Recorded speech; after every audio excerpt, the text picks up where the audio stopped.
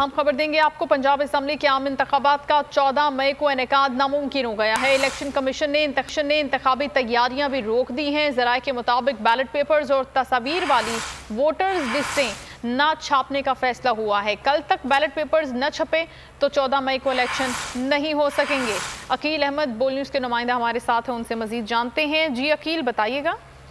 जी देखें, बिल्कुल पंजाब में इंतखाबात के हवाले से अब इलेक्शन कमीशन ने जो दो अहम तैयारियां हैं वो रोक दी हैं और बताना है इलेक्शन कमीशन का कि फंड की अदम फराहमी के बाद इलेक्शन कमीशन की जानिब से बैलेट पेपर्स ना छापने का फैसला किया गया है। इस हवाले से इलेक्शन कमीशन के जराये का ये भी कहना है कि कल आखिरी दिन है बैलेट पेपर की छपाई के लिए। अगर कल तक फंड दे दिए जाते हैं तो इलेक्शन कमीशन कल बैलेट पेपर की छपाई का अमल शुरू करेगा। अगर कल नहीं दिए जाते पैसे तो फिर इलेक्शन कमीशन कल सुप्रीम कोर्ट में दोबारा एक रिपोर्ट जमा करवाएगा जिसमें ये कहा जाएगा कि फंड्स की अदम फराहमी के बायस जो इलेक्शन की तैयारियां हैं वो रोक दी गई हैं। इस हवाले से अब इलेक्शन कमीशन में आपसे कुछ देर बाद एक इजलास भी तलब किया गया है जिसमें ये तमाम सूरत हाल का जायजा लिया जाएगा और उसके बाद ये देखा जाएगा कि अगर हुकूमत की जानिब से फंड नहीं दिए जाते तो फिर इलेक्शन कमीशन आइंदा का क्या लाएअमल अपनाएगा। इस हवाले से इलेक्शन कमीशन में जो सुप्रीम कोर्ट को एक खत लिखने की भी तजवीज़ है। इसके साथ साथ वज़ीर आज़म को खत लिखने की भी तजवीज़ सामने है जिसमें तमाम तर जो हकायक हैं उनसे आगाह किया जाएगा। तो इस वक्त इलेक्शन कमीशन में 4:30 बजे एक इजलास बुलाया गया है जिसमें ये तमाम सूरत हाल का जायजा लिया जाएगा